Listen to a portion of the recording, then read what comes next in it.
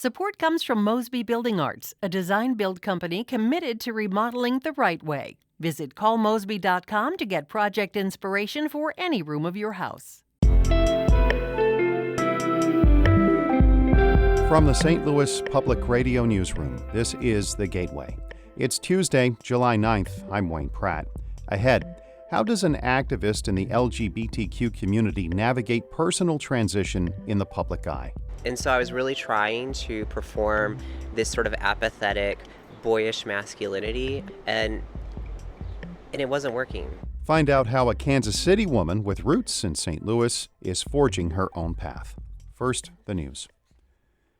An appeals court has overturned Secretary of State Jay Ashcroft's decision to reject a referendum aimed at repealing an 8-week abortion ban in Missouri.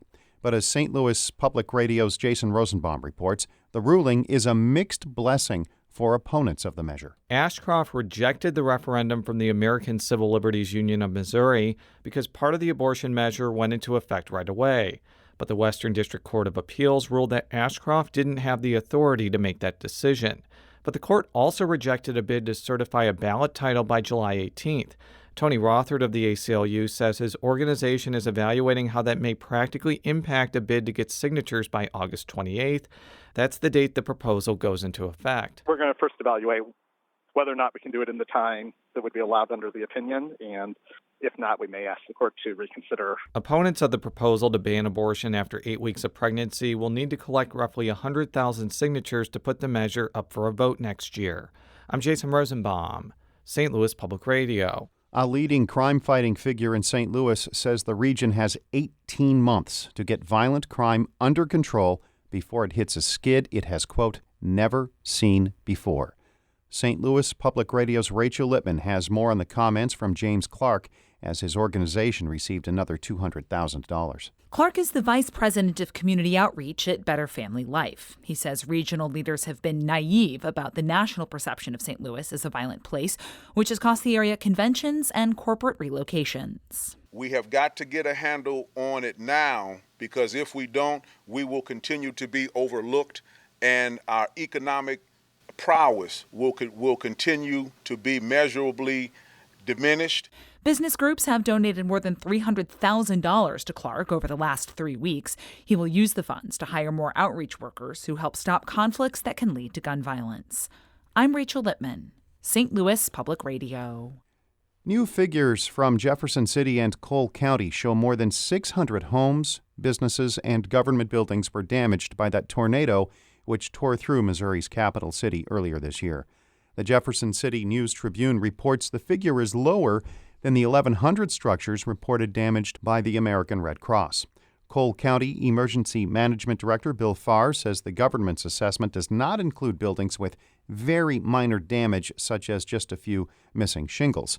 The tornado that hit Jefferson City in May began near Eldon in Miller County and traveled 32 miles through central Missouri.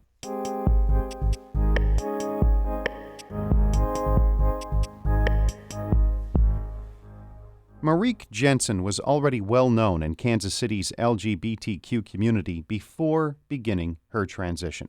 She's a Kansas City activist with roots in St. Louis. As part of Sharing America's continuing series profiling women of color, reporter Michelle Tyreen Johnson spoke with Jenson about her work and life as a transgender woman. Chill out. Chill out. As Merrique Jenson sits on the patio outside her apartment where she lives and works in the Crossroads, her friendly but protective dog Henry barks as people walk down the street. Jenson is a documentary filmmaker and a nationally known LGBTQ advocate.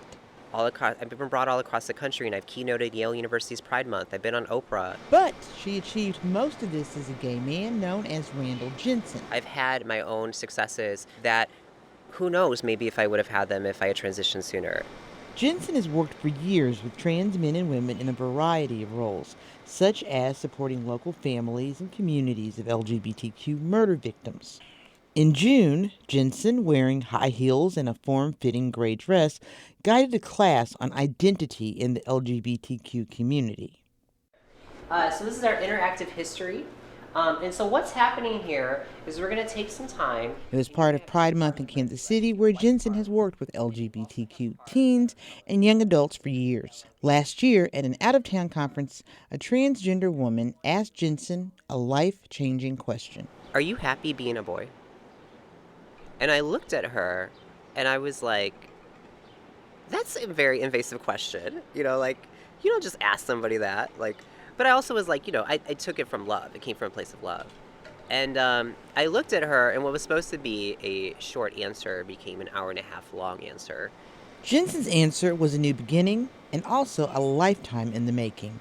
I know that for myself, I never felt comfortable being identified as a boy. I never felt comfortable being, you know, a guy. Jenson grew up in St. Louis and, as a child, says it was far more appealing to absorb the conversations of her Mexican-American mother and other female relatives. Because that was more interesting to me than all the boys outside playing football. Because I was just like, that's not my thing. And so I was always this, like, little sissy. I mean, I was like, you know, I was the kid who was playing with Barbies and dolls and, you know, who was trying on dresses. At times in her youth, Jenson has been homeless after her mother kicked her out of the house at the age of 16 for coming out as gay. Jenson is Latinx, but she says people didn't always think of her as a person of color. But for some, now that she's transitioning gender, she's also been perceived as transitioning race. And so people had seen me previously as this sort of like uppity gay white boy. And now they're seeing me as this, like, you know, hopefully very, you know, sexy Latina woman. And I haven't changed. It's just somehow the literally like phenotype, the features that I have and how they translate for people, especially in the Midwest, now translate much easier over to boop, boop, boop, boop. Oh, Latina. Samantha Ruggles with Kansas City Center for Inclusion has known and worked with Jenson for several years. She says that she salutes Jenson's courage. So you're already a public face, and then publicly transition. I found that to be very inspiring and very brave. Jenson continues to take her work and choices seriously, but likes staying in good humor. I am literally taking as my hormones pregnant horse piss. Like, that is what I'm taking in my body. So not only am I going through puberty right now, I'm also pregnant all the time, which means that I always want pickles. I always want hot sauce.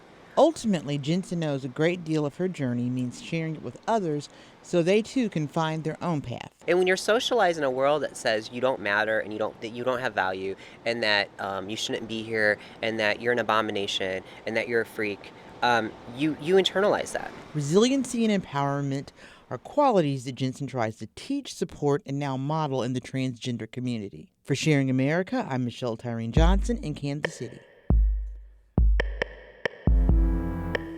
Sharing America is a reporting collaborative about race, identity, and culture. Shula Newman is the executive editor of St. Louis Public Radio. Music by Ryan McNeely of Adult Fur. I'm Wayne Pratt, and from the St. Louis Public Radio Newsroom, this has been The Gateway.